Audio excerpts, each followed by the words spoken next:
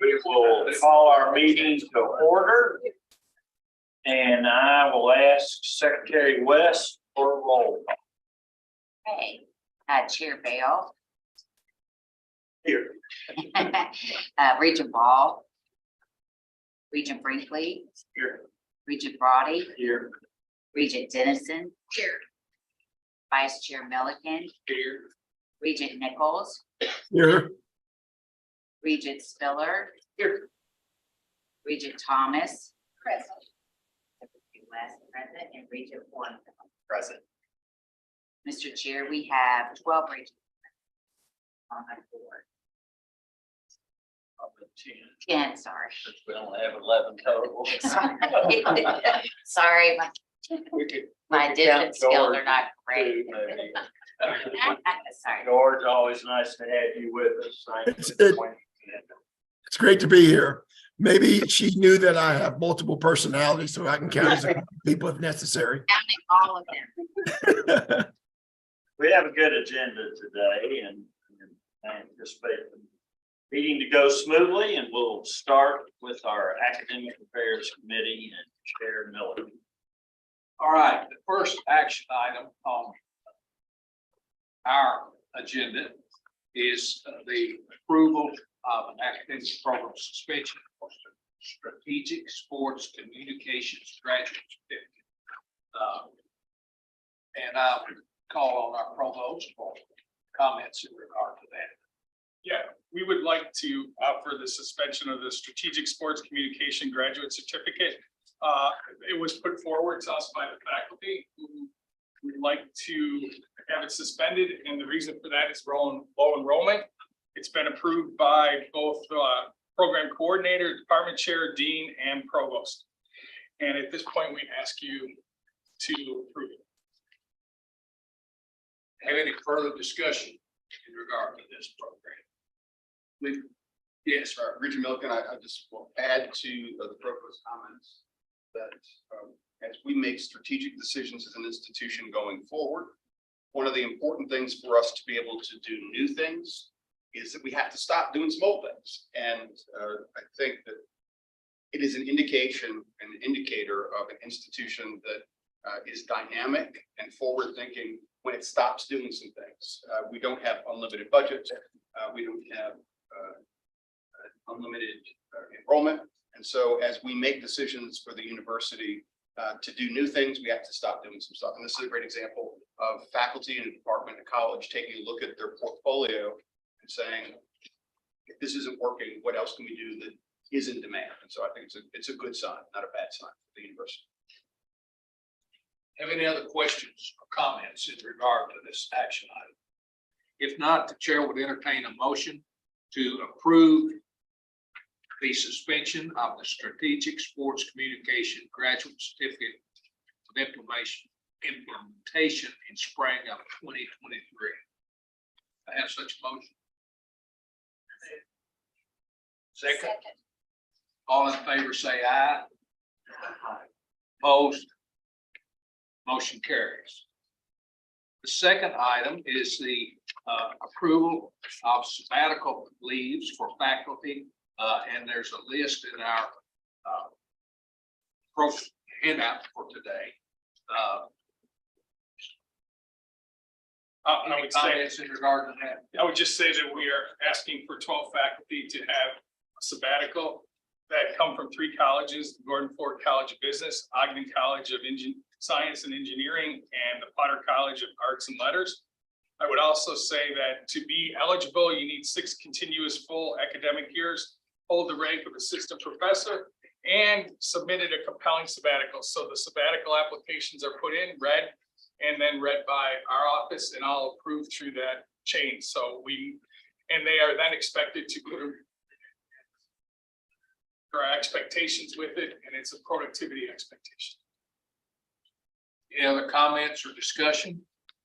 If not, I'll entertain a motion to approve the faculty sabbatical leaves for the recommended individuals for the terms indicated. So, second. All in favor say aye. Aye. Opposed, no. Motion carries.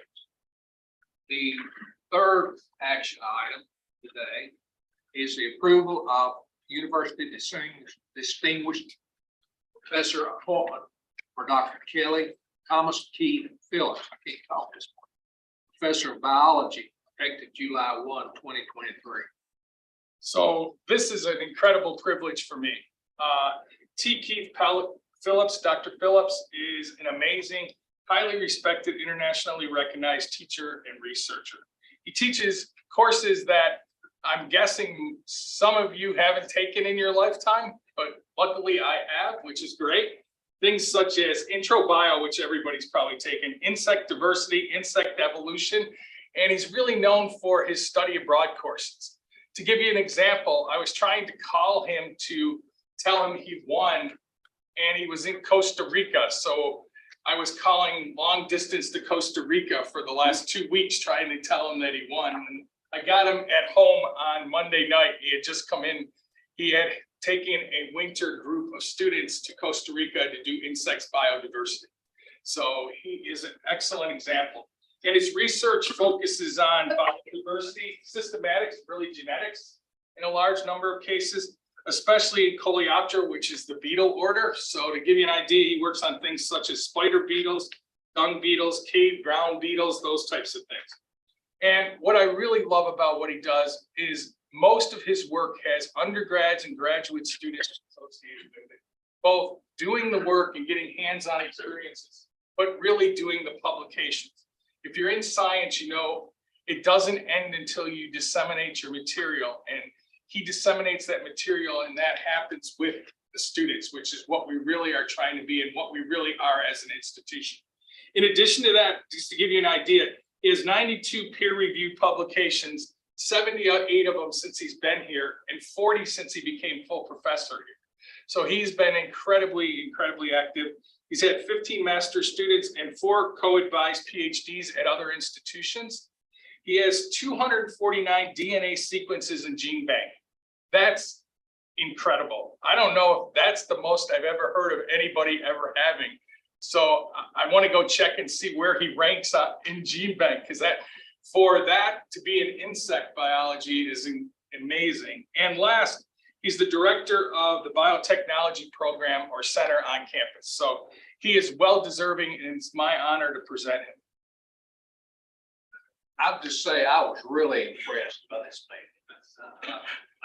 I don't know him, but I just was really impressed by what he's done. I think we're so fortunate to have this caliber of people here at Western. And hopefully Professor Phillips will be able to join us for the March meeting to present some of his work and talk about. Maybe he can tell us how closely related we are to bees. He could. Phylogenetics is his area, so he could tell you that. Do we have any other questions or comments in regard to this item? If not, I'd entertain a motion to approve Dr. T. Keith Phillips as University Distinguished Professor. So moved. Have a motion, have a second? Motion second, all in favor say aye. All opposed, no. Motion carries. The third action item is approval of a meritocratic recommendation for 3 individuals. And again, Mr. Fisher. Yeah, it's my pleasure also to put these 3 individuals together. They have long distinguished careers in education on this campus, and they have made a true contribution to the growth of the College of Education and Behavioral Studies. With that, I would nominate Dr. Sam Evans, who was Dean of the College of Education and Behavioral Sciences. I would nominate Dr. John Moore, Professor of Teacher Education, and Mr. Rico Tyler, Practitioner in Residence of Teacher Education. Have any other comments or discussion in regard to this item? If not, I'll entertain a motion to approve a merit status awarded for these 3 recommended individuals. So, have a motion, have a second? Either me or Gary. We're going to get the first one. Yeah. Okay. Motion. All in favor say aye. Aye. Opposed, no. Motion carries. We have 2 information items this morning. And again, call on Provost Fisher in regard to those information items. Sure, the first information I heard is about the merger and renaming of the Communication and School of Media. Me and Terrence Brown to stand up and kind of give us what's happening, where we are. Good morning, all. We appreciate you having us here today. I want to talk to you a little bit about what we've done within the Potter College Arts and Letters regarding some of our academic structures. Our Department of Communication and our School of Media are some of our strongest units within the college. They have a long history of working together. And we wanted to find a way to solidify that relationship and how to move it forward. So I will tell you a few things of when we did this, how we did it, and why we did it. So these conversations have been ongoing before I even came to WKU. However, we were never able to find a place to solidify the deal. So we decided when I got here to figure out how we can merge these units together. And we went through the how process. I believe in shared governance. I think decisions work better when everyone has a collective buy-in. So we formed an exploratory group headed by Dr. Andrew Jerome, Professor Matt Carroll, and those groups came up with a document this summer that addressed some of the biggest issues regarding tenure and promotion, budget, things of those things about how the efficiency of the school work. We got a lot of good feedback of that, some of that positive, some of that negative. But with that, we were able to have some collective conversations with both organizations to figure out how we can move forward. We then went to form a vote. We allowed everyone to vote on if they agreed upon the merger. That vote came out quite favorable, and we decided to move forward. So I want to tell you a little bit about the why. And forgive me, I want to make sure I hit all of these points, so I wrote them down on my phone.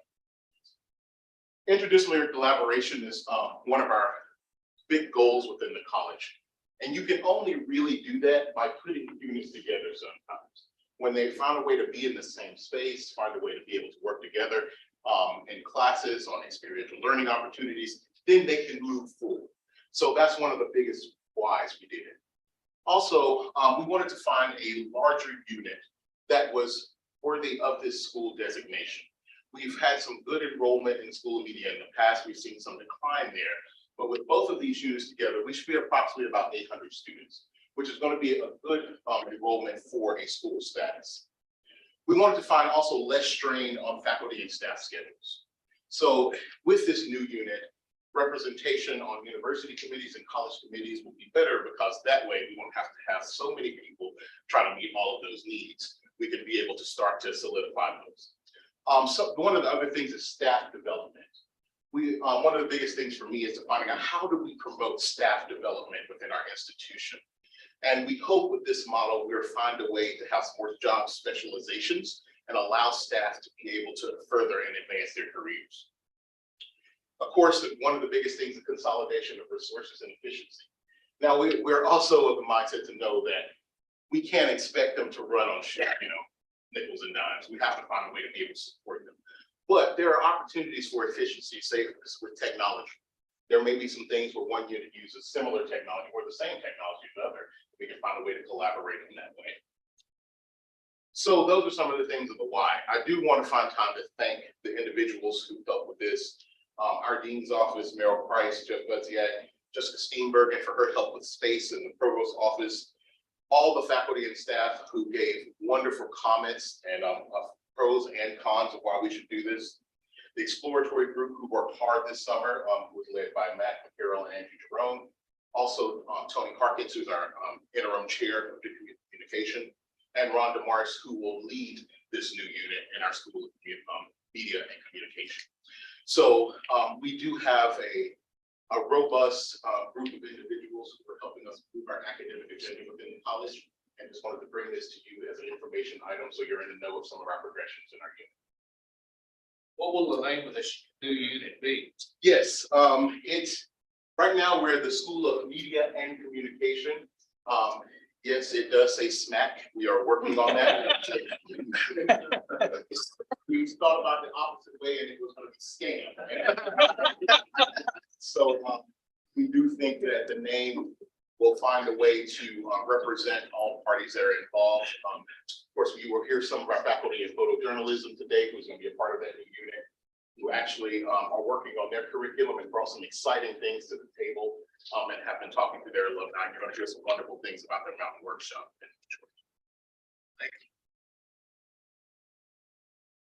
Any other questions or comments about this information item?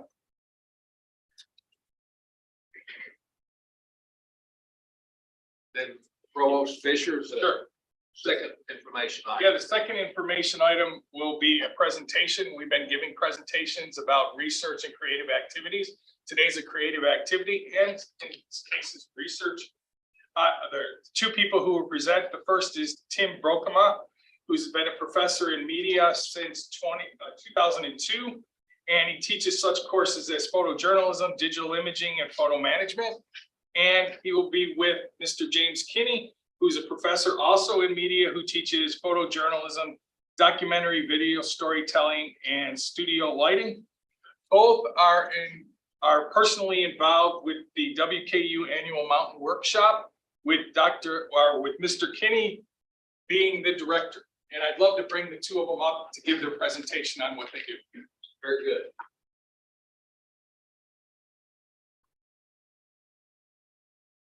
Well, good morning, everybody. Is this okay? Yeah, perfect. Okay. I just want to thank President Brown, President Fisher, Brown, and everyone who invited us to come today, and the board for allowing us to share a program that is incredibly important to us in the photojournalism program and the school media. When I arrived here going on 30 years ago at Western, I had no idea that I was going to be part of such a profound program that within the photojournalism program that I believe has had more of a profound effect on our continuing education, our education outside of the classroom, which I think is critical to our students' program. So to that end, my colleague, Tim Brokema, is going to take us on a little journey about the mountain workshops, if you'll indulge him. Great, thank you. Well, the Mountain Workshops is comprised of dedicated visual journalists that are gathered together each year by WKU photojournalism faculty who have a passion to share, train, provide vision, and direct the next generation of storytellers. The names you see here, James, Tim, Jonathan, and Jeannie, those are the photo faculty. We are the ones that are the administrators of the Mountain Workshops. We have a 2-year hiatus due to COVID. We've been doing this for quite some time, and this was last year, this past fall in October in Litchfield. We were finally able to get back together on location in the group. This is actually a smaller workshop than what we've been doing. We sized it down due to COVID, and we're hoping people would want to come back for training, and they did. So that just gives an idea of like who we are.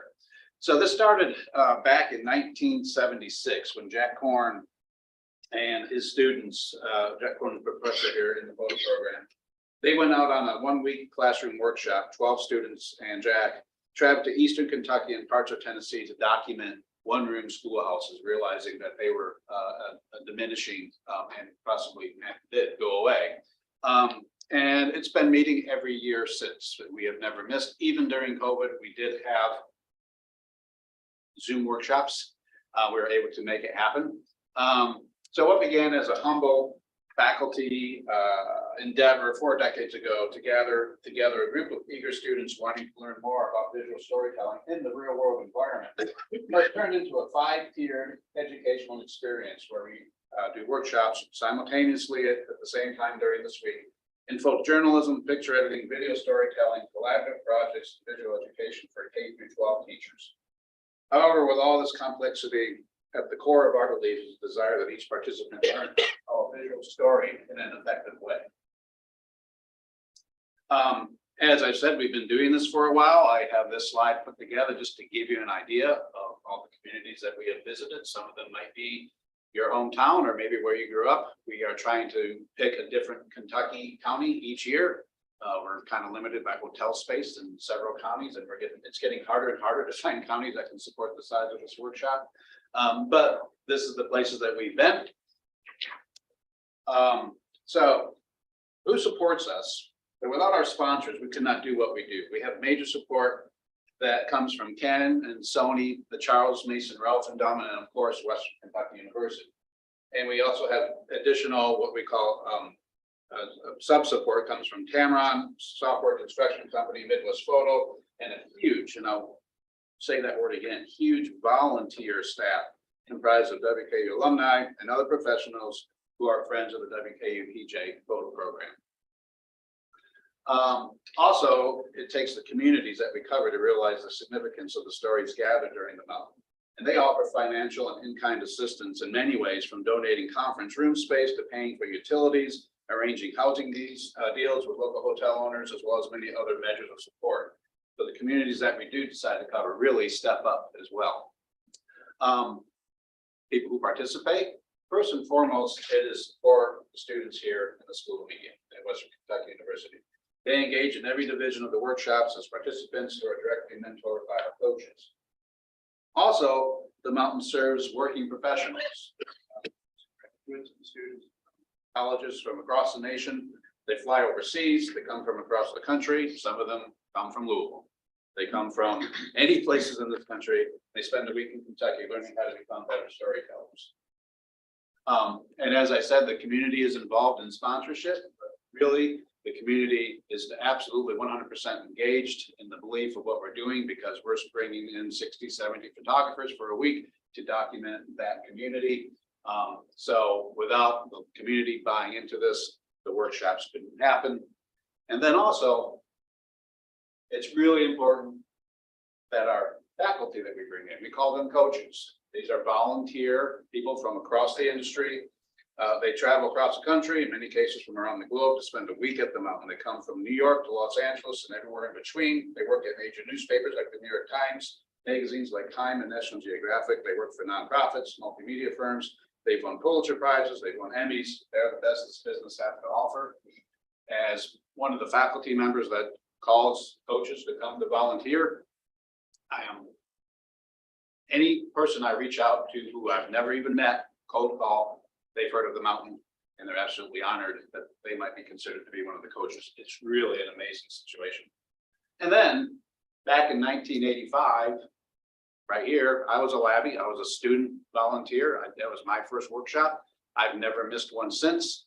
We engage our WKU freshmen each year by encouraging them to volunteer to assist running all the behind the scenes logistics. For many, that end result, as it was for me, the mountain experience reinforced their initial decision to attend WKU in order to pursue a career in visual journalism. This is a short 3-minute behind the scenes video of this past workshop. It was produced by Sam Allen and Nick Huey, both recent graduates from Western who came back to volunteer to put this together. I know no matter what, every year come mid-October, I'm gonna be in Kentucky. Mountain is soul nourishing, Community building, immersive, intense, invigorating, fun, transformative. Mountain's like coming home for Thanksgiving. When you watch the participants come in, everyone is so excited. 3, 2, 1, go! The possibilities from this tiny slip of paper. right up my alley. I still remember the stories that my students did 20 years ago. Like, I also find myself. The photography is the reason we're here, but the mountain workshops is about connections. It's about, you know, meeting people different than you and then realizing that they're actually the same as you.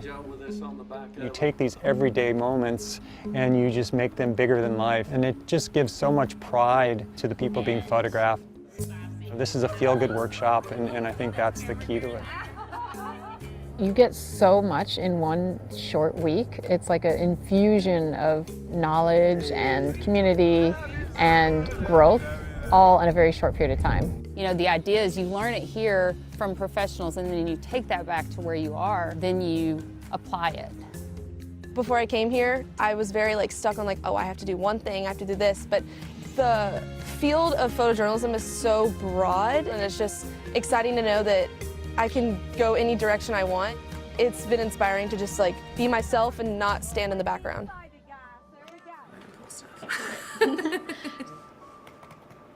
It's so much fun to watch students grow, and it's really satisfying to know that I can be a support to someone and talk to them about everything from the nitty-gritty to the emotional aspects of what we do.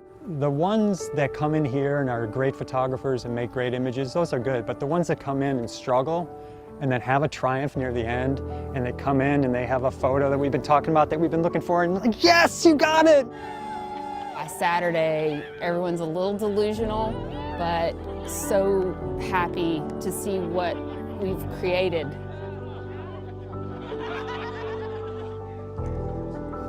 Mountain has a really good heart, and we really care about people. If you have any of those values about really honoring somebody in their story, you should come to Mountain.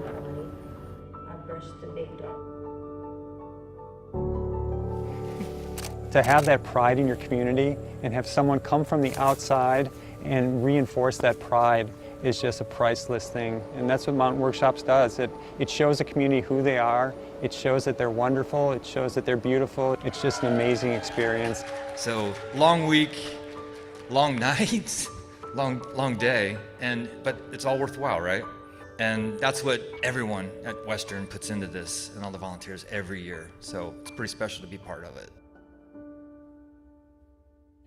All right, to date, so far, what results of this? To date, we've documented 43 different communities, primarily in Kentucky, but we did some Tennessee early on. It was called the Cumberland Gap Region Workshop originally, but we're now primarily Kentucky.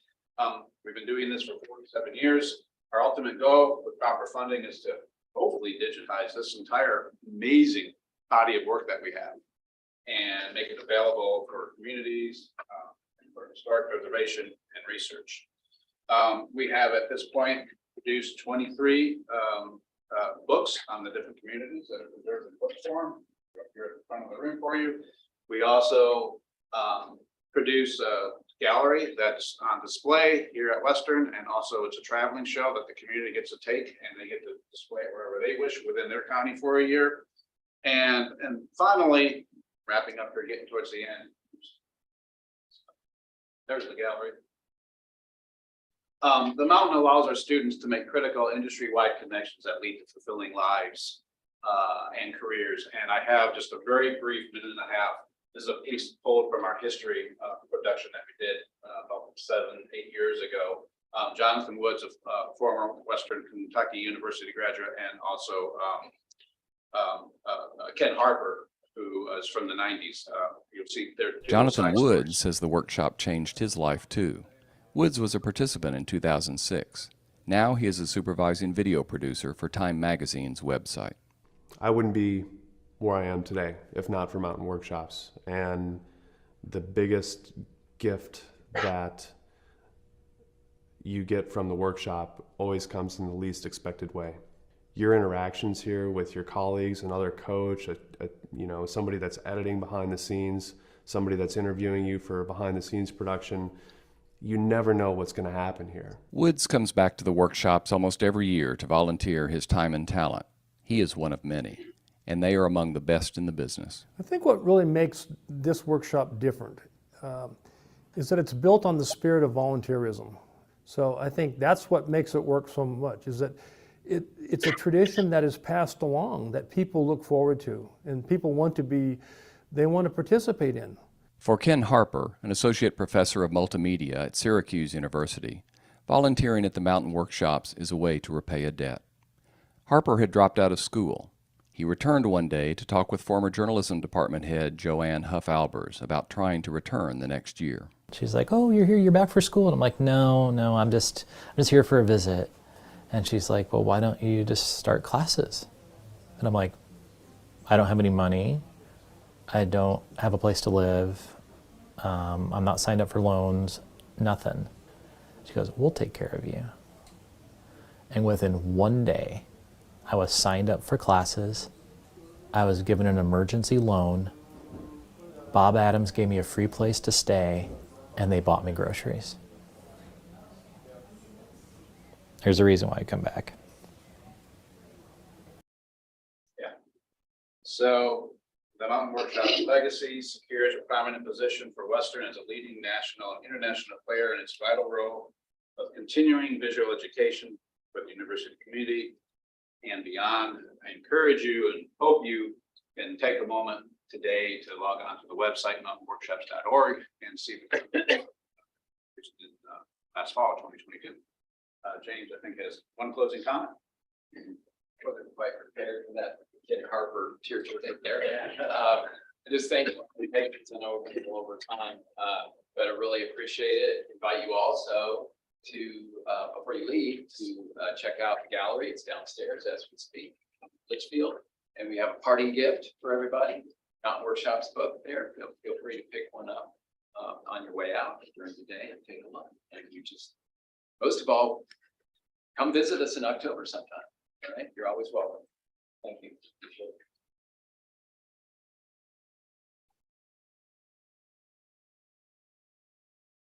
Thank you both for that wonderful presentation. Very impressive. Very impressive. I look forward to seeing your. Rita Milliken, if I could add again to Tim and James, thank you so much for what you do for our institution. You hear us talk about our photojournalism program being the best in the country, perhaps the best in the world. And this is an example of why, but more important to me than the accolades, it is an example of how we do applied learning and applied instruction outside of the four walls of a classroom. And we do it over and over and over again. But this is one of the best and most tangible examples of it. And so to all the faculty, thank you. Congratulations on continuing the remarkable work. Thank you. Yeah, to echo those remarks too, I think it's noteworthy, and I brag every time I can about Western Kentucky University is the only #1 academic programs that I know of in the state of Kentucky, one of which is photojournalism, the other is forensics. In both those programs, as this illustrates so well, these students are learning skills that they go out into the real world when they're ready. And that's why we have your graduates all over the world doing amazing things. What a great job you all are doing. We need to help you any way we can. We'll take anything. Thank you so much. Have any other comments? I have a question about, so with, because I saw my community on there one of the years, can you go back and access those from prior years, the photos, or no? As of about 2 months ago, yes, but not right now. There is website issues that have been taking place because our website grew old and we're getting dead links. And that was one of the comments that I made in the slide, that we would love to find a way to take this incredible body of work and make it available for communities to see. It was actually part of my sabbatical several years ago to start the foundation of that. And I got a good hunk of it done, but it's a lot of images and a lot of work. What community? Mayfield. We have a book for you from Mayfield. I don't know if we have it here. Oh. But if you ever want one, just reach out. Okay, all right. Get you one. Any other comments? Chair Melton, this is not on, if we're finished with this.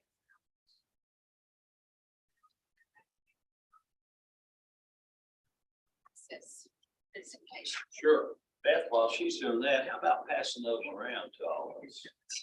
I don't want I just wanted to say that I know that a lot of our research is into whether or not to merge the Department of Communication and School of Media. And as Dean Hart said, this has been going on for some time before he was here. And as a graduate of Communication Department, I've had the opportunity to be in some of those discussions. So I know that this was not something that was just done overnight. A lot of research went into it. And not that this is the reason to do it, but I do know that nationally, this is the way things are done. And I just want to say thank you in turns for the effort and all the work that's gone into this. Very good. I know the rest of the board echoes those sentiments. Chair Mayo, that concludes first part of the agenda. All right, well, thanks again for great presentation, Bud. Very good. We're doing really well time-wise. I would assume everyone is prepared to plow forward. And we'll go to the finance and budget. We have two action items for finance today. Susan, how are you? At the personnel actions. So the action items today, the personnel actions and one documents. Second quarter statement of revenues and expenditures. So the personnel actions, these are the standard actions that we bring every quarter. They ran through October 1 through December 31 on both of them. I will say the lengthy report this time because it does include the 2% salary increases for those eligible faculty and staff that become effective at the end of this month. The reason they're in this report is that the actual paperwork goes through the system in December. So that's really all I have. There's nothing that really stood out on the report other than the length of it. So. Okay, does anybody have any questions for Susan? Any comments? Do I have a motion to approve the faculty and staff personnel? Second. All in favor, say aye. Aye. All opposed? Motion passes. Second item is the second quarter statement of revenues and expenditures. I think overall it's a good news report. So this is what the report looks like on the revenue side. I'll go through some high level bullet statements. So as far as net tuition revenue, we're trending actually better than we were at this time last year. And that is a direct result of a great job that we're doing in our fall to spring student retention. So if you remember right, during the first quarter, I reported that we had a slight enrollment decline in the fall, but because of our great retention efforts across enrollment and academic affairs, and really the whole campus, it's a whole campus activity that we've made up some ground in that area, and we're actually in better position than we were this time last year. So what we will do is, I don't want to project forward as to how we're going to end the year, but we do continual monitoring weekly, monthly of what our spring tuition will look like. And we're hoping we will see a very small decline because of the excellent retention efforts. Any questions on that? Hey, Susan, just one question. Is there anything unique that we're seeing in terms of enrollment that is helping this, or even on the retention side? So I think, George, I think Susan put her finger on it. Our entire campus community is focused like a laser on student success and retention. And I'm not going to make any news today, but in the coming weeks, when we report out the fall to spring retention numbers, we're going to have a lot to celebrate in terms of where we are. The entire campus and beyond is working hard to make sure that every young person we bring here stays for their second semester, their second year, all the way through graduation. And in many ways, if you think about what we've done, we've gotten incredibly efficient at getting folks through the pipeline. And so we've talked for many years about making sure that the folks that we bring to campus as first-year students are able to be successful. And what you're seeing is a result of that, the shaping of that class, our financial aid strategy, which has continued to elevate the capacity of that first-year class and their academic credentials, and it's all paying off. Well, I commend you and the team. I remember when I first came on, the Regents Board and you and I had that conversation about what we're doing with first generation students. And this is just a great outcome. So I look forward to hearing the additional information. Any other questions on tuition revenue? So state appropriation, you'll see a pretty significant increase from the prior year, and that's the state's significant investment in performance funding, which we continue to be grateful for. Grants and contracts. So you'll see there's a pretty sizable decline in that, and that's directly related to the one-time HERF funds from the basically the COVID money that we all received from the American Recovery Act, and most of that was received in the prior year. So before I go to expenditures, anything at all on the revenue side? Okay, this is what our expenses look like. And again, I'll go to some high level bullet statements, but I think overall, if you look at total expenses, we're basically spot on as to where we were last year. So there are some areas I would like to note. So you see a little uptick in personnel, which would be expected because that includes the 1.5% salary increase that was effective January of 22. And then also we instituted that additional 0.5% to apply towards the compensation study. And then finally, we started refilling some positions that were vacated as part of the visa. So I know that within the administrative units, I know that we're required to remain clean, but stay operational. And I know Bud and the academic units are doing that as well. Any questions on this? So if you look at your direct expenditure, so the first one I know that sticks out is the other financial assistance. So that again, that's related to the grants associated with the CARES money that were directly awarded to our students. So that's no longer there. I mean, I think we actually have about maybe $1 million left to award, but for the most part, those funds are gone. If you look at S&E, that is ticking up, and what we're seeing is we are returning to pre-COVID spending levels.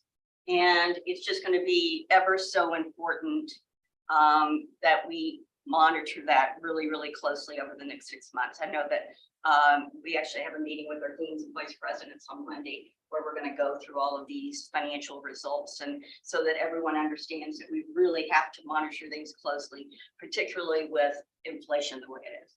So Susan, if I could comment on that, as we implemented Axiom's way for us to have a budget tool for planning purposes.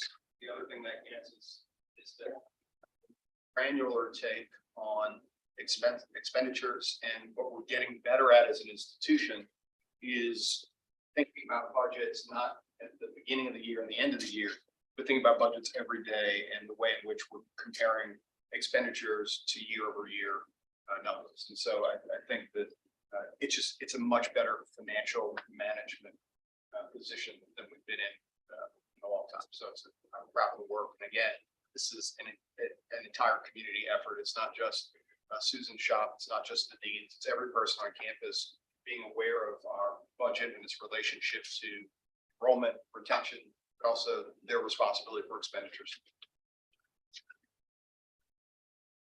So within the category of maintenance, again, most of that is directly related to inflation, software contracts in there. Also the maintenance on that Ron Russell does on our buildings and all of that is simply going up. Utilities, again, that increase. Some of it is that we're back on campus, fully back on campus. So we're operating the buildings more, and just the cost of energy and heating and cooling the buildings is up. Travel, again, that is back to pre-COVID levels, which is no surprise. Faculty and staff doing professional development and traveling and doing their research and such. Overall, though, like I said, I think it's a good news story. I don't think there's any red flags. We continue to monitor it very closely. And again, I think the meeting that we have on Monday with our deans and vice presidents will be a good meeting for us to talk about. Any questions? Any comments? Again, I just want to thank Susan, Brian, Ronaldo, and Christy for the time individually with Regents that serve on this committee as we continue to have a couple of us have questions more often than others, and the continued dedication to meet with us individually is something that we greatly appreciate and helps us explain very complex things to our constituents in a lay fashion. So I appreciate that, and I'm glad to see that you all put in a tremendous amount of work, particularly for Susan, who was in the middle of a 16 to 18-hour day, spend an hour with a couple of us. I greatly appreciate that effort. Other questions or comments? Do I have a motion to accept for filing the 2022-23 statement of revenues and expenditures? Motion. Second. All in favor, say aye. Aye. All opposed? Motion passes. And I think that is it for the finance. I think we do have one information item from. Oh, our you do. auditors. Oh, sorry.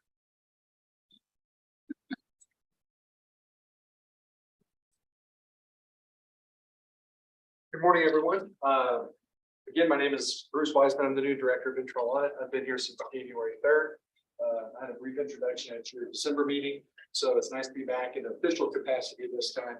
And today, I just wanted to talk with you all a little bit about the mission and my approach to internal audit, give you a brief update on the audit plans and projects that we're working on. And before I dive into that, I want to say a couple of quick thank yous. First of all, to Bruce Schulte and Dave Lewis. They ran the university's hotline in the absence of an internal auditor, not always an easy task. Madonna May, the travel coordinator, she has made sure that I have everything I needed so far to hit the ground running when I arrived. Christy Smith, she did the onboarding and she brought me to the hill. So thank you to Christy out there. And then Susan, her team, President Cavoni, and the entire WKU community. You've all been very welcome. So I thank you all for that. So real quick, what is the mission of internal audit and what's my approach to doing that? It's pretty easy. And this comes from the Institute of Internal Auditors.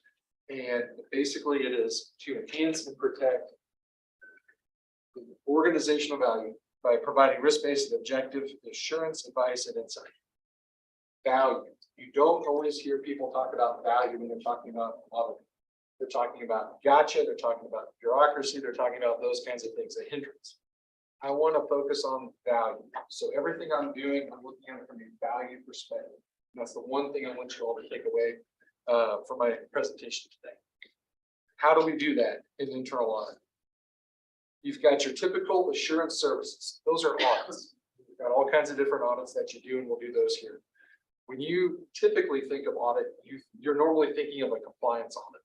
There's a rule that says you must do this. And when I audit, I'm going to go make sure that you did that. There's not always a lot of value in those compliance audits, but they have to be done because you want to make sure you're following the rules, the regulations, the policies, the procedures, all of those things. The right side of the screen is what I want you all to be aware of that I offer, that the Office of Internal Audit, that we want to do, that we can do. And our professional standards tell us we need to do that. And that is, listen to management. If they've got a request, if it's a significant request, go and help them out. Look at process designs, process enhancements.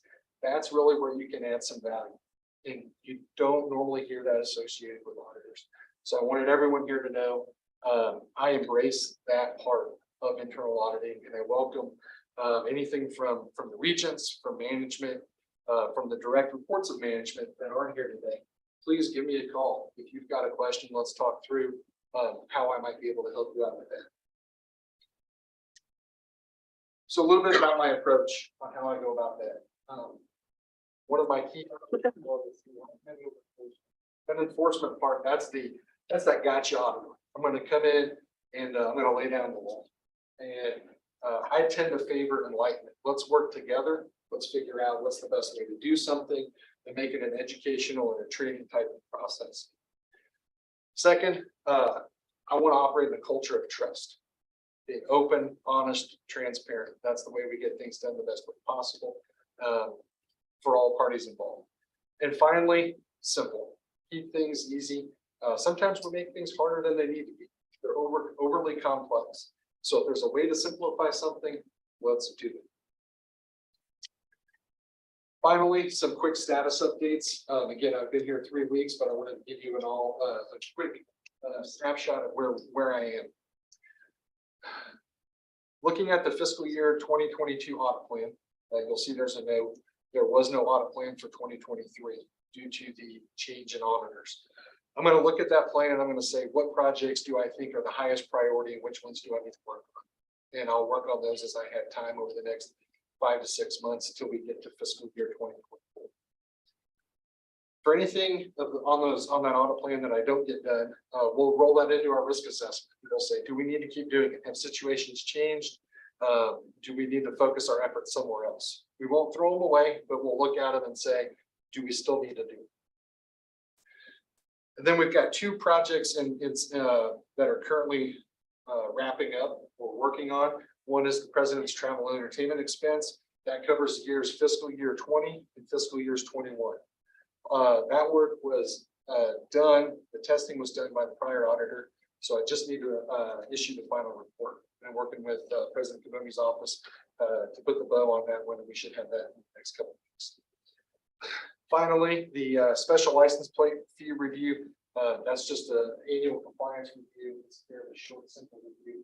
I'm working with the state to get the information needed to wrap that up. From the hotline, during 2022, we had 3 hotline calls. 2 of those are closed. One is still open. That one is still open because we believe the call warrants maybe some extra look, some extra care from an internal audit perspective, or their processes we can change, improvements we can make. So no concerns with that one being in process, and that's probably one of those audits I'll be doing here in the next couple of months. Looking ahead related to the hotline, I also want to work on the roles and responsibilities, make sure those are clearly outlined. What is the process when we get a hotline call? Who does what? And then how do we do it? Make sure we've got that written down for going forward. And then finally, develop a communication and promotion plan. I was a little shocked to see there were only 3 cases reported last year. You can say that's good, things are operating well. You can say, well, maybe there should be more. You just want to make sure people know the hotline is out there. That's the key thing, and I want to make sure this communication plan is there to make that happen. Bruce, what is the hotline number in case there are folks watching that? Great question. I don't know. It's on it's on our website, internal audit at Western Kentucky. It's on our homepage. You can file a report online through the website. If you want to call and talk to people, they'll take your call that way. So there's all kinds of options to make a report. We actually had one come in Wednesday evening at 10 p.m. And through the great work of Andrea Sherrill over at HR, I think we've already investigated the facts of that one and put that one to bed. So President Kabumi, you'll get a report to wrap that one up. So looking ahead from an overall perspective of what I plan to do in the next month or next few months, a university-wide risk assessment. I know that has been a process here at the university. That's a great process. It's something that internal audit should facilitate, but management will need to be involved. Management is the expert in their areas. They understand the risk the most. However, that risk assessment, that'll help put together the audit plan for fiscal year 24. I'll develop that in conjunction with management. We'll bring that to you all for approval in the coming meetings. The second bullet point, I'm going to assess my available resources that we have. I understand I've got a vacant internal auditor position, so I'm going to look at filling that and how do we best provide, again, value to the university through adding that position or hiring for that position. And then finally, increase campus awareness, just letting people know that I'm here, the hotline's here, and basically that we're here to help in any way that we can. So with that, and if you can't find the hotline number, call me on this number. That'll be fine. I'll file a report on it. Bruce, I have the hotline number. You've got the hotline number. And you, as you said, when you go to the internal audit page, it has the link just to make a report. So it's pretty easy. If you want to listen to, but it's 877-318-9178. But again, the link is on internal audit on the homepage. Thank you, Beth. And one other point of emphasis, that is a truly anonymous hotline that's run by a third-party organization. I don't know that you've called, I don't have access to IP numbers. We're not going to know who you are unless you want to tell us who you are. So just so the community knows. Any questions? I've got a few. Sure. First off, thank you for spending 2 hours with me in our scheduled 1-hour meeting last week. If we could pull the slides back up, please, and start with just to go back a couple here. Going back to where, that one. So one thing I'd like the board to think about as we're thinking about the resources in is over the last 3 years, we've had transitions in this role for various reasons. But yet the university's gone through tremendous change during that time. You know, I walk through campus and I see vacant offices. I see offices with no lights on them. You know, people, as we have gotten lean and efficient, as the president said earlier. And I think what we're really in need of is this advisory services that you're talking about here. We have processes in place that were designed for a much larger campus, and people who are running those processes who have gone, they take the institutional knowledge with them. And we have processes that may not make any sense anymore, or we don't fully understand. And I think that, you know, thinking about the resources you need, we need some studies done in various processes on this campus to find, are there better ways, more efficient ways to do it with the staffing that we have now? And I think that we're struggling in some areas because of people who've gone out the door. And it's not any fault of the people who are there. They're doing 2 and 3 jobs sometimes. We just need that internal consulting part of that. So then I look at that and think about what we need to get us back up to speed, and then going to your resources. You have one vacant position. And I wonder about the size of your staff and what that should be for a university of this size. What do you see in other universities of other sizes? And what should that be for this board to have the risk assessment that we need, risk protection? What are your thoughts on that? As I'm getting my feet wet here and getting the lay of the land, I think one of the things I'd love to do is some benchmark of peer institutions of comparable sizes, similar risk profiles, and say, okay, what does their internal audit team look like? You always want to match what your risk tolerance level is with what your internal audit staffing looks like. I make the joke, we could do 100 audits a year if you want to give us enough staff and resources to do that.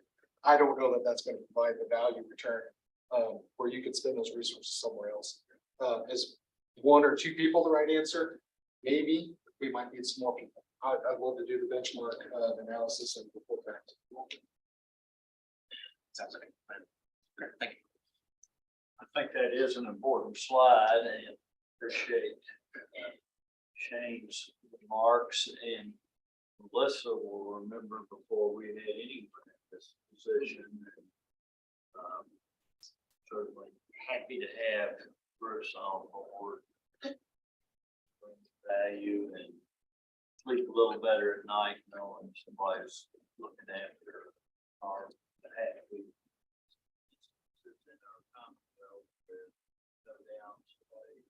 Position that are independent. Things that didn't serve their institution.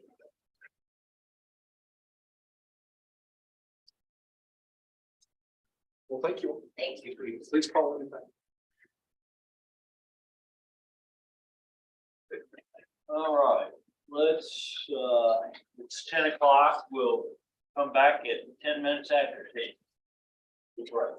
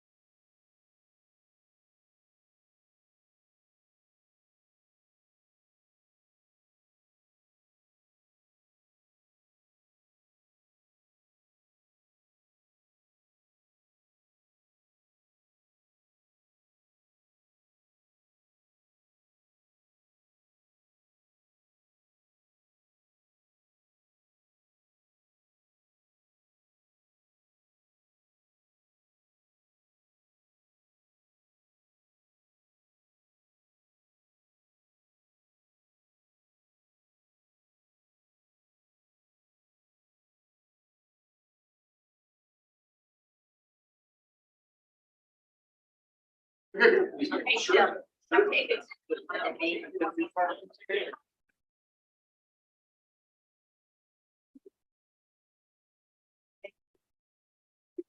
All right, we will resume our committee meetings and go directly to Student Affairs Committee. Regent Thomas. Thank you, Chair Bell. We have one informational item, on the agenda today under student affairs. And I'm going to ask Dr. Buckman to introduce that. Thank you, Chair Thomas, and thank you, Board. This is an opportunity today to showcase an exceptional program of Western Kentucky University, truly. And I'll have more comment about that. But what I'd like to do today is introduce to you the Office of Scholarship Development and the students of the Gilman Scholarship Program. And so today I have the opportunity to welcome these wonderful students to the board meeting, but I'm going to let Lindsay Houchins, who's the Assistant Director, Dr. Grimsley, who is the Coordinator of International Scholarships, introduce the program to you and talk a little bit more about Office of Scholarship Development and the Gilman Scholarship Program. So thank you so much for being with us, and I turn it over to you. Excellent. I'm gonna take the room for yourselves.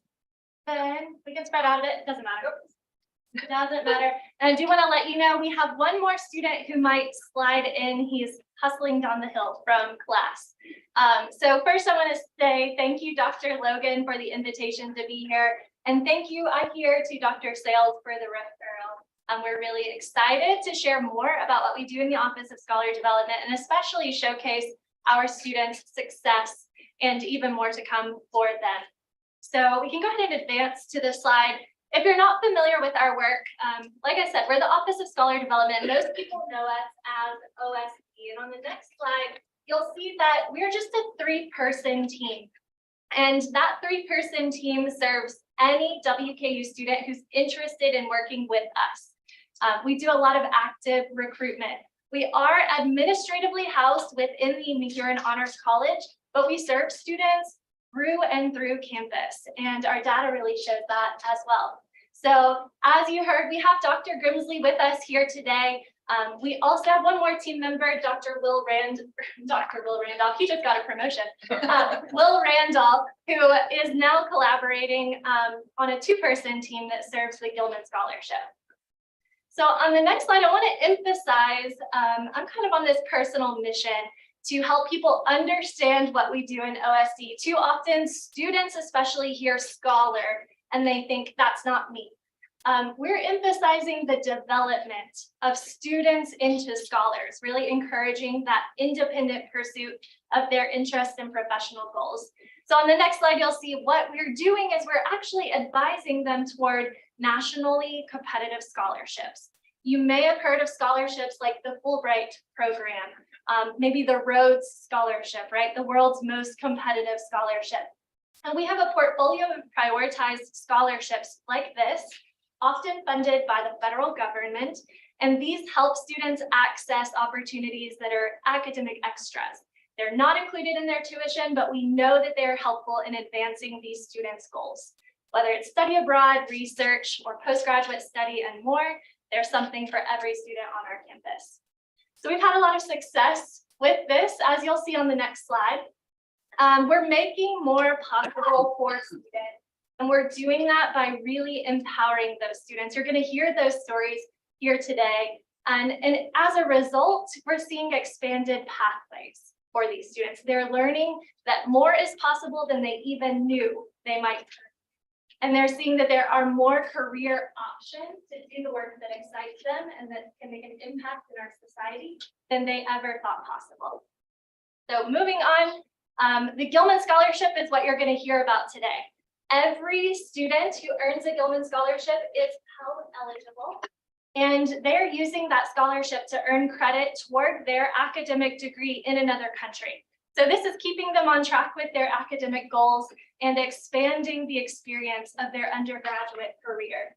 And in the process, we're broadening the student population that is able to study abroad. We're seeing increased diversity here on our campus and nationwide. You can imagine there are a lot of benefits of that representation in this group. So we're getting pretty good at this, if I can humbly say so. We have now had 291 students recognized as Gilman Scholars, and that's of all time. When you think about this, every student is earning something like $5,000 toward their study abroad goals. And then we combine that to a whopping $1.2 million. We're celebrating that we've just surpassed the $1 million milestone. In fact, you might see a press release circulating about that later today.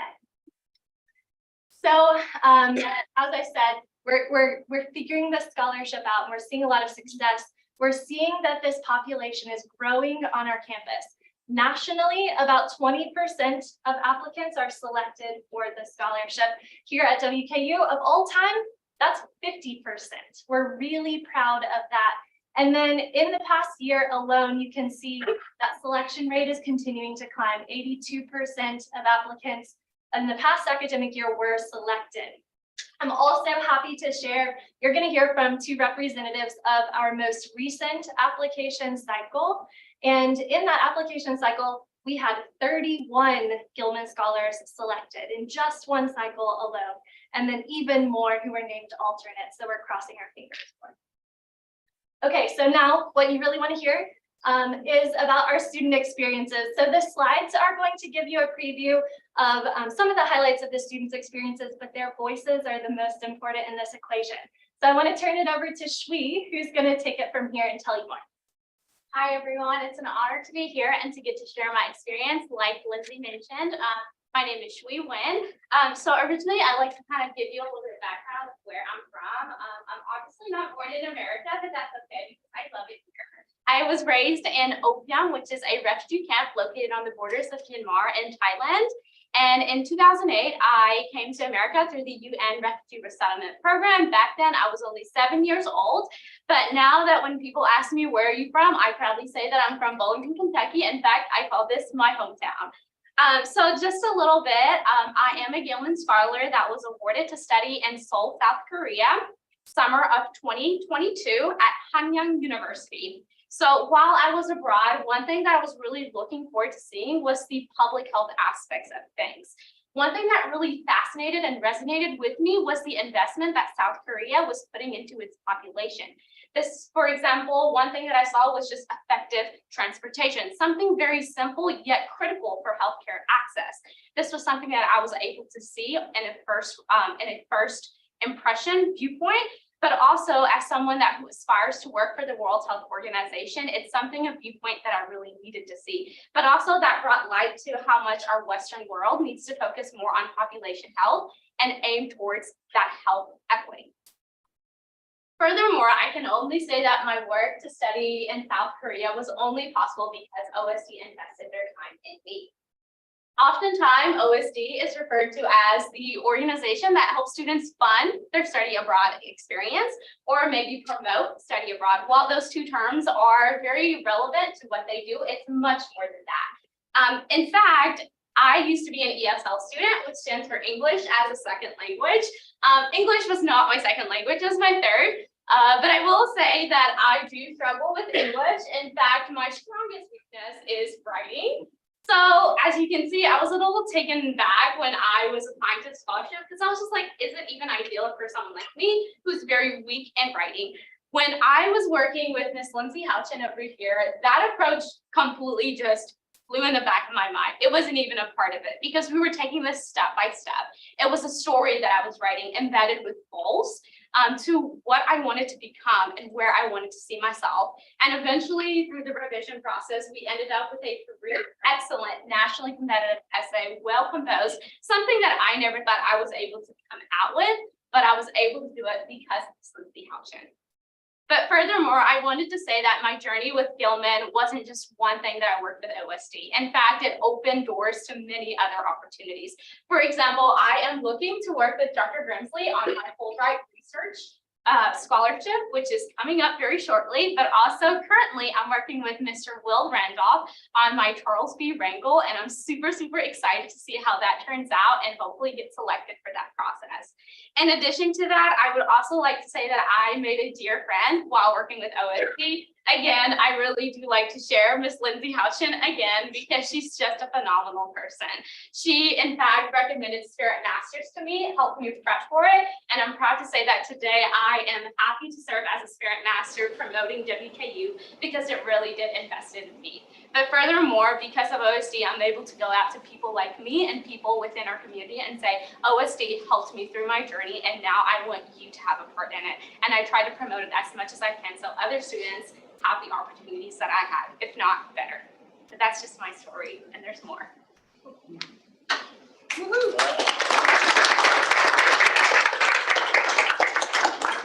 that can speak that well, bound to be able to write.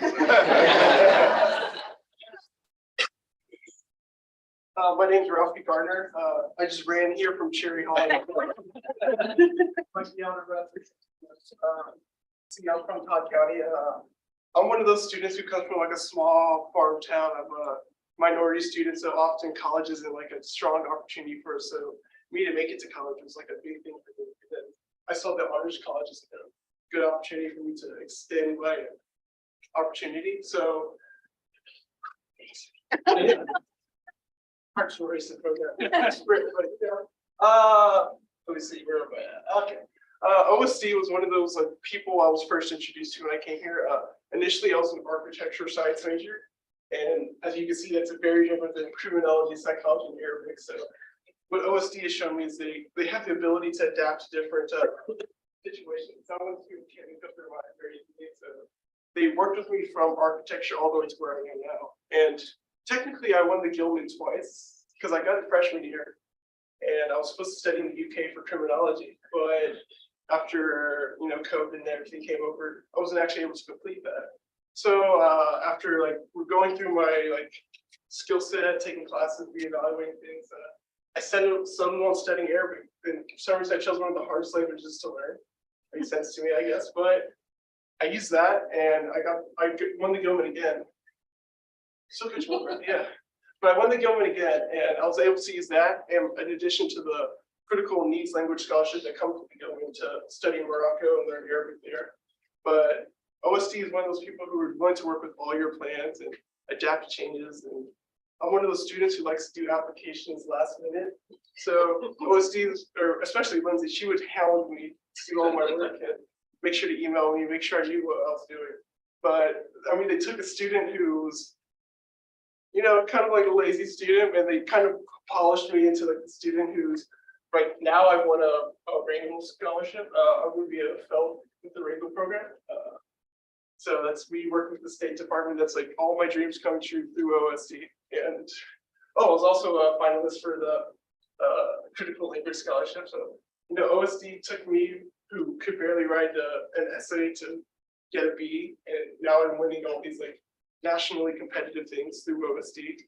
And I'd like to thank them because none of this would have been possible without them. But I just want to say OSD really pushes students, gives them direction, and shows them what needs to be done.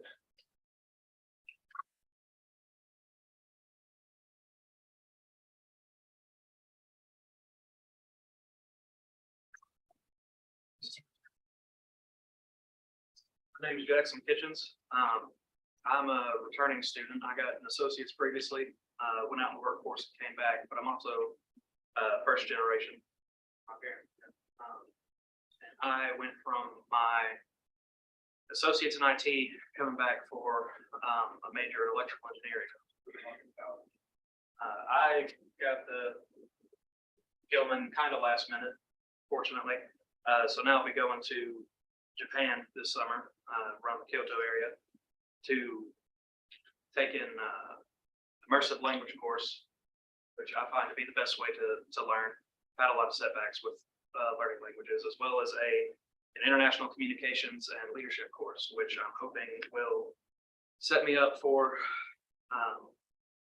leadership positions in my future career, and to be a bridge between the cultures, whether that's between floor workers and the Japanese ownership in one of the many companies around here like that, or even to go represent a company in Japan in the future.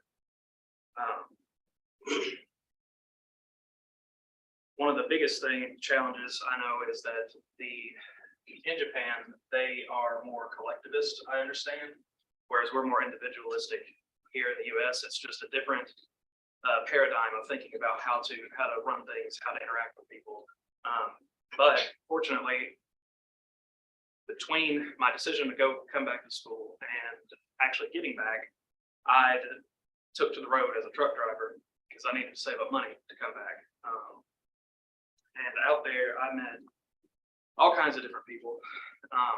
We have a lot of subtly different cultures here in the US that most don't think about till you're in it. I've interacted with some of the nicest people, like dock workers up in Michigan, getting advice on like what good winter wear to get, to like having to deal with like taciturn guards down in like warehouses in Mississippi, trying to get them. They just want you to do paperwork and get out of their face.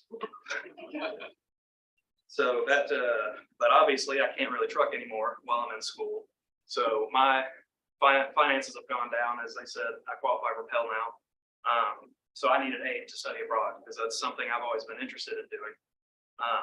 I've never been out of the country. I've been as far as the border of Canada, out in Lake Michigan, and then I've been all the way to the shores of the Rio Grande, but I've never actually crossed any of the borders.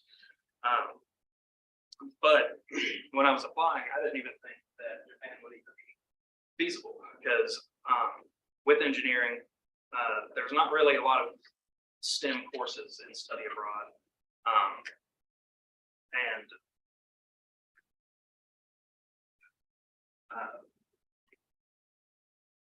Sorry, I lost my words there for a second.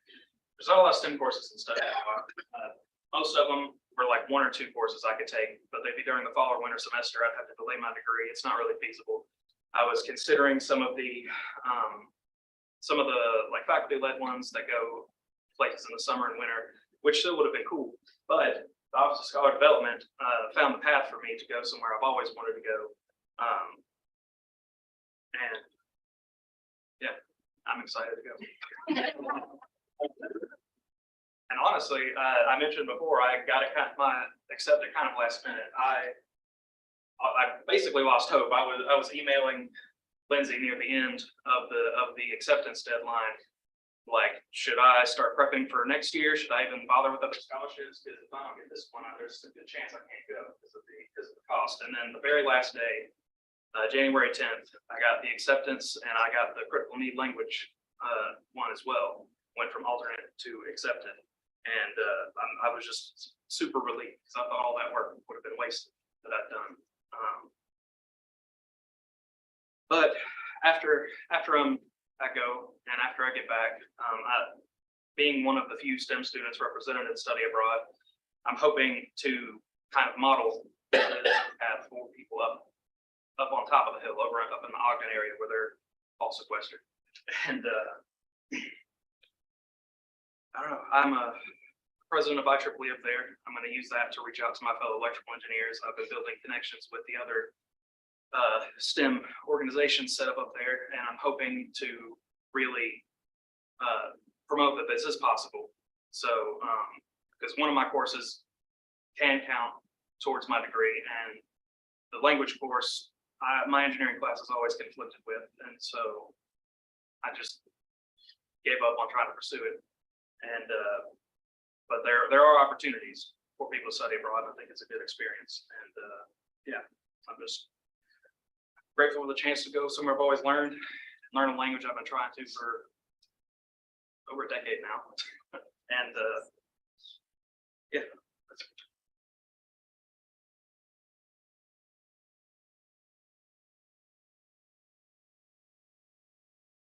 Hi, hello everyone. I'm so excited to be here. I'm so honored. I'm going to Costa Rica in the summer of 2023, and it is one of the greenest, eco-friendly. I'm so excited. I wish it wasn't illegal to bring back some cuttings, but it's all right. I love education. To see the light bulb go off in the eyes of children, or really anyone for that matter, who I'm teaching, tutoring, mentoring. That's what I live to see. It's what I desire to do. And so I'm studying Spanish and sign language. And I'm just excited to be immersed in Spanish, and I will also be going into elementary schools while I'm there. I'm just very excited.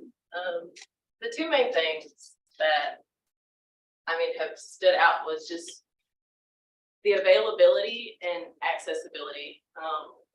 Not only in my journey here, because I am a non-traditional student. I'm like, this wasn't too late for me.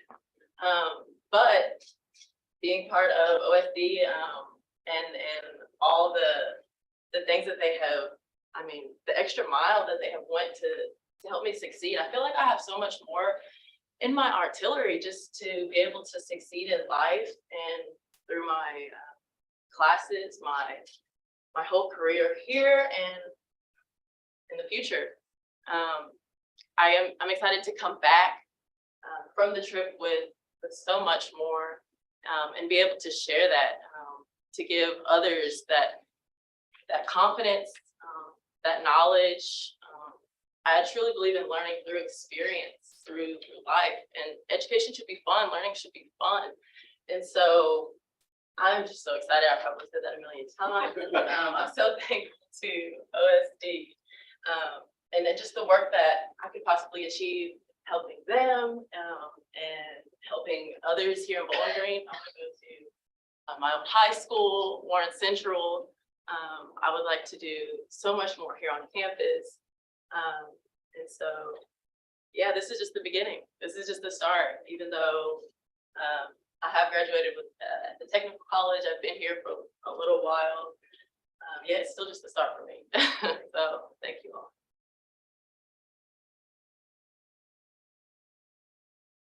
So in conclusion, I want to emphasize, you've heard 4 stories of hundreds, right, in our history, and so many are right here on campus right now. I probably had 20 people I reached out to who had class conflicts or work conflicts who couldn't make it. If you have your phone handy, I encourage you to scan the QR code on the screen or maybe write down the short URL at the bottom, because this is where you're going to see a list of every student who's been recognized. And that list of Gilman Scholars is long. We're excited about what's possible for them. And as you've heard glimmers in these reflections, so much of it is peer influence, right? And it's faculty who are on board, it's staff who are on board. We've found great campus partners and ISEC Academy especially, who are really helping us grow this program. So we hope you continue to hear good news from Gilman Scholars moving forward. On the last couple of slides, I've encouraged you, if you love these feel-good stories, follow us on Instagram. I like to say we are a story machine and we love featuring our students. We'd love to share them with you in ways that can be helpful. And our contact information is on the next slide as well. We encourage you to reach out with any questions or curiosities you have. I would love to partner with anyone who's interested in this work as we move forward. Thank you all so much for your time. We really appreciate it.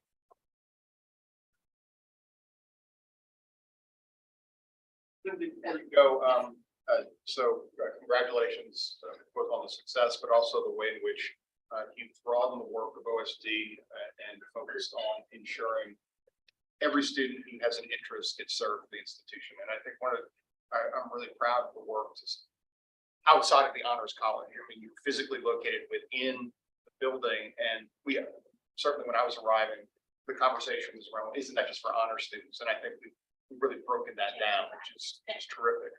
The other question that I have is, compared to other universities in the Commonwealth, how do we compare to them on our Gilman Scholarship rate? So as I was hyping up the students, I said, they'll never know what you forgot to say, right? That's always my confidence booster.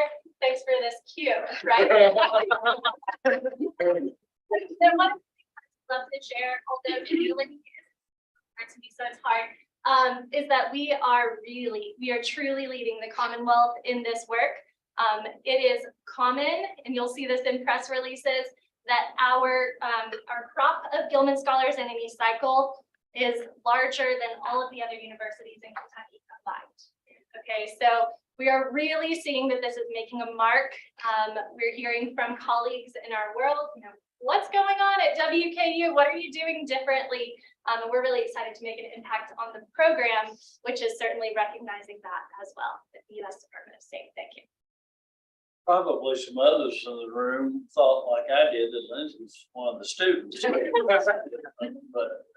anyway, Mark told us about the value he's adding to the auditor process, and gosh, this is lots of value added to university experience. Every one of them.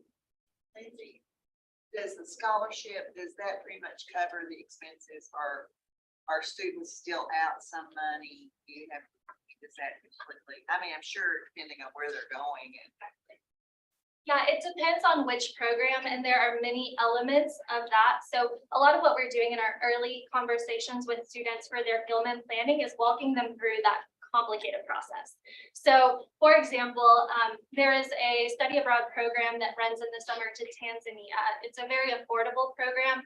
A Gilman scholarship can almost pay for all of that, right? Semester-long programs tend to be more expensive.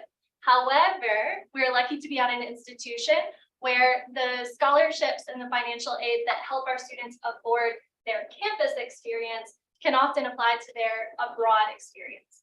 So the financial planning for study abroad is complex in that it depends on who you are, what your financial aid profile is, how expensive the program you're most interested in is, and then which other scholarships we can help you apply for as well.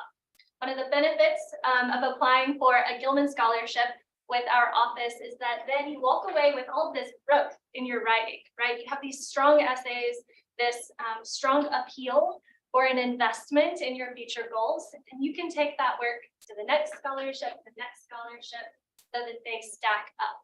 That said, we do often have students that still have need at the end of the accounting, and that's where, you know, we're lucky to have campus partners who are ready to jump in and help with that financially where possible, but we're definitely interested in thinking about how we can operationalize that in the as our program grows and grows. Definitely, you don't want somebody to be almost there, miss it, you know, whatever.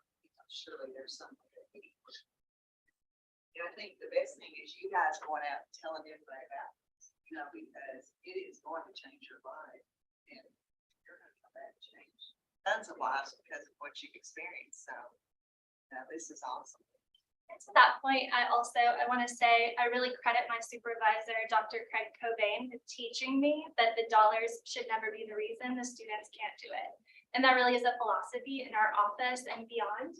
If it comes down to that little bit, we're going to find a way, right? Scholars, we find a way, maybe annoyingly sometimes, to make that dream come true, because you're right, we believe in the transformative experience for our students and for our campus and everyone who benefits along the way.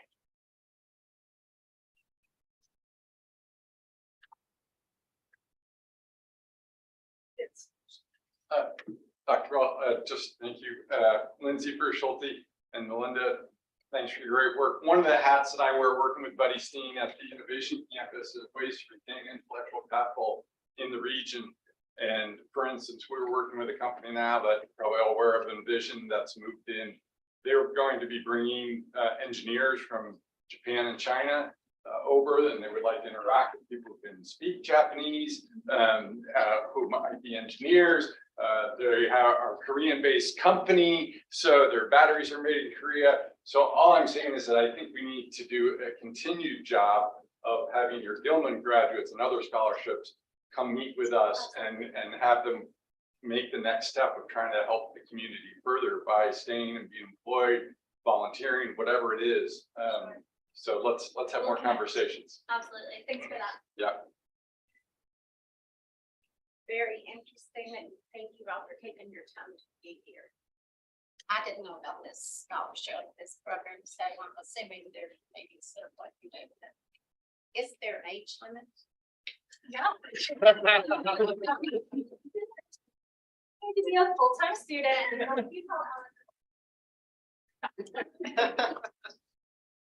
Thank you so much. Thank you again. I appreciate it.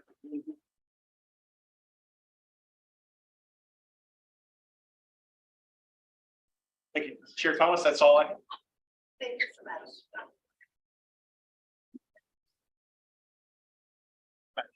So, another enlightening presentation. The last committee meeting is the executive committee, and we have only one information item, albeit a very important one. And our reaccreditation looms in the many years? 2 years. 2 years.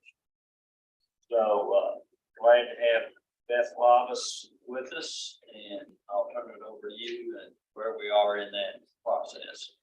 So I'll start this morning. There is no more important process that we will go through as an institution than reaccreditation, reaffirmation of that accreditation. It happens once per decade, and it is crucial for us to be successful in the process. And so during the next couple of years, essentially every part of the institution will be touched by this work.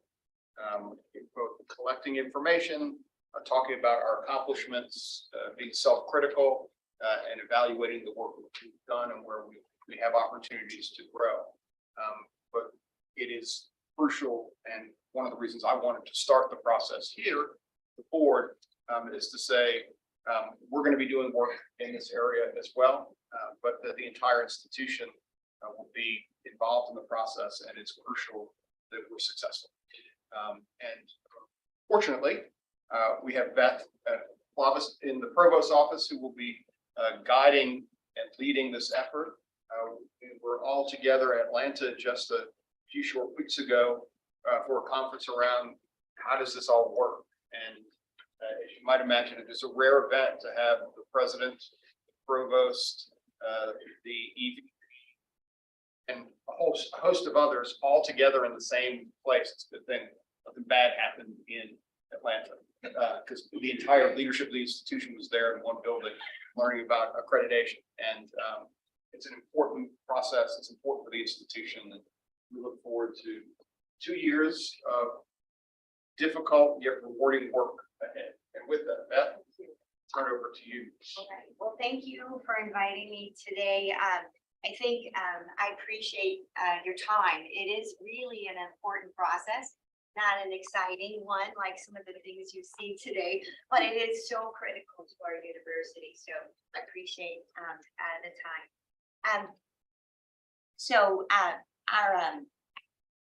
We are part of the Southern Association of Colleges and Schools Commission on Colleges. That's our institutional accrediting body.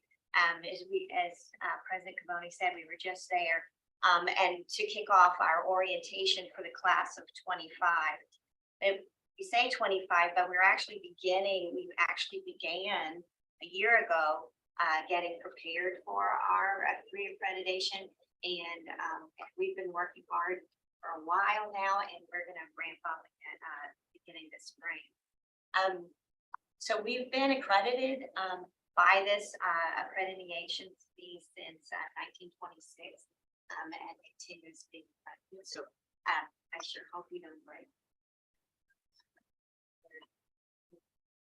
A few years ago, July 2020, the U.S. Department of Education changed from regional accreditation, that title, to institutional accreditation. So you may see that now it is the same body that we were before. It's still run by Dr. Belle Whelan. She's been the president for over 17 years.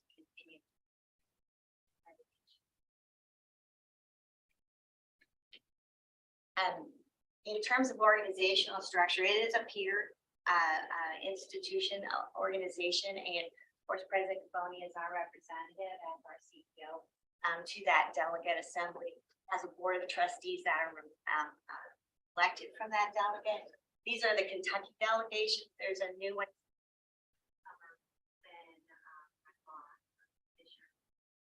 Out to you all in your retreat. Robert Purvine from Murray State is new to that delegation.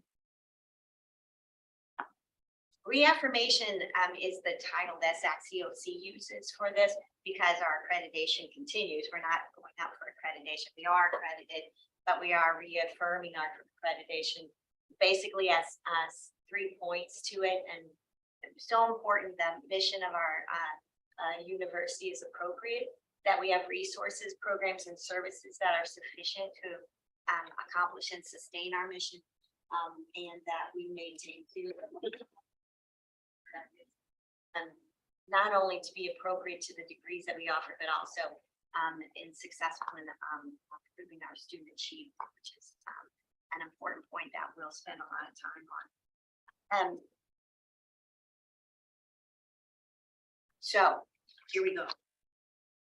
I've been giving a lot of thought to the timeline and how we make sure that we are on track and not spending 18 hours a day right before the actual report is due. So hopefully we'll be together as we begin. Our writing teams are just formed. We'll start training and working together on the first rough draft of our off-site compliance certification report. So this spring, we'll begin our writing committees. We'll be working on our narratives. We'll start our internal review of our first draft. And then in fall 23, we start more data collection. There are different kinds of data that we'll collect, but most of it will come in fall 23 and spring 24. So those are important. And then in 24, the spring of 24, so a year from now, we're hoping that our drafts will be pretty close to being finished, except for those things that we won't know yet because we haven't finished our data collection year. And we'll use both internal review teams and external review team to help us with that process. Summer, that's when I'm hoping that I won't be spending 18-hour days editing and putting this report together. They're usually somewhere around 1,000 pages, and so most of it is documentation of that. Some part of it is narrative, but most of it's evidence we'll be collecting. It is due September 8th in 2024. That's our offsite report. Some people call that's like a self-study, but that's our offsite report. We'll have in November will be our offsite review, and we'll receive information about that. Right after that, so we'll get that report back in November. We will have a chance to report then on follow-ups if we have any flags for that. And then we'll have our on-site. That one's important. Our on-site review will be in February 24th. And we will call on some of you. The board is also part of that on-site review. So we'll be ready. Be there for that. After that, so that happens in February of 25. We will, if we have any follow-up questions from the review committee, we'll write that response report. And then the decision by the Board of Trustees happens in December of 25. So it is a long process, one that we will, but I'm confident that we'll already spend a year preparing, looking at all of the principles to make sure that we have things in place in very good shape. The writing teams, we have 8 writing teams. There are 73 different principles as part of this compliance certification report. They're separated into 14 sections. And these are the writing teams that we have in place. I've almost got the team leads completed, right, but I'm almost there. And we'll start that process this spring. So I just wanted to put a section in here about your role. The Board of Regents, our board is very important to our reaffirmation and are part of the principles of accreditation for SACS-COC. There are 14 sections, as I said, in the principles of accreditation. Again, section 4 is all about the board. Beth and I have already gone through a bunch of this stuff, and so we've been, she's been helping me collect evidence of things that you do, like approving policies, things that you do that are implementation of the policies that you have already approved. the bylaws, all those kinds of things are important and part of this process.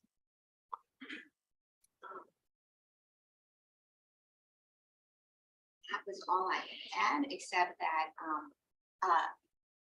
at the very beginning, I went fast, I'm a little nervous, but, we did just put up a website, and it's wku.edu/SACCOC 2025. There are some resources there.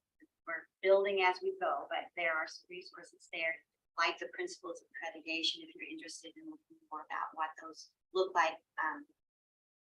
We'll give you more of that as time goes on. But there's some more information there, and also the different committees that have been put in place. Leadership team, of course, led by President Boney, of course, Provost Fisher, Susan Howard is on that committee. Rob Hale, who wrote our 5th-year interim report. More than 50% of the 5th-year interim reports are flagged for follow-up reports. Ours was not. So Rob Hale did a great job with that. I'm anxious about following his footsteps, but he's also my mentor too, and so I'm sure he'll be part of this process as well. And for the board, our work on this will begin at our next meeting. We'll bring to you a copy of the university's mission that we will take a look at and discuss to make sure that that is the mission that we all understand that drives everything that we do. And then again, during the course of the next 2 years, on occasion, we will discuss with you the principles for which you are responsible. That will become clear, the relationship between those and the ongoing work of the Board of Regents. So it is also an educational process for the board to know how it all fits together. Thank you. Questions, comments from any? If we remember last August when I did a book review and talked about a lot of the changes in higher education, and one of the things that stood out in that book was how relevant accreditation obviously is critical that you have it, but did you get any sense in Atlanta that they're changing with the times? There's some feeling that it actually can inhibit innovation, some of the better things that we're doing on campus. Those of you who know me well know I loathe bureaucracy and bureaucratic roadblocks, and sometimes accreditation can be perceived that way. We are not going to do it that way. We're going to think about how as we leverage this to enhance the institution, to think self-critically and do it in a way that moves us forward. But as be careful how I said it, but I think I said in my reaction to the conference in Atlanta, if you need to have a conference to explain something that every institution does every 10 years, maybe it's too complex or overly bureaucratic. That being said, our accreditation is very important to us, and we're going to focus all of our attention on it. So that's a little insight into my reaction to it. The other question I have is Bruce is sitting back in the corner, but is there any dovetailing going on with our committee that's doing the strategic plan and this, and how does that work? I'll tell you, if you read portions of the 5-year interim report, and then you put that next to our strategic plan, it reads like this. And so we will endeavor to do the same thing with the 10-year effort. One of the things, some of the feedback that we received at the 5-year mark was, this is a readable document that obviously is absolutely driven by the strategic planning work your institution's done, and continue down that path during the 10th year. So it's actually, strangely enough, it's a pretty interesting read given everything that we do discuss here. Is there any formal line of communication between Bruce's committee and So Bruce has been on the Sac COC Advisory Committee this last year. Bruce and I worked together quite a bit, especially on one of the principles that he is leading already through the assessment of administrative support units. Bruce and I talk, and we will continue to. Very good. Any comments, other questions? Any other business or information, Mr. President? Yeah, I wanted to take a moment to mention and to honor the legacy of a member of our Hilltopper family who passed away on December 30th this year. That none of you would know, but I think it's important for us to pause and recognize this individual. Gregory McKinney was a Warren Central graduate, and he has attended Kansas State College on a football scholarship in the mid-70s. But he came back to his hometown, Bowling Green, to play for the Hilltoppers in his sophomore year.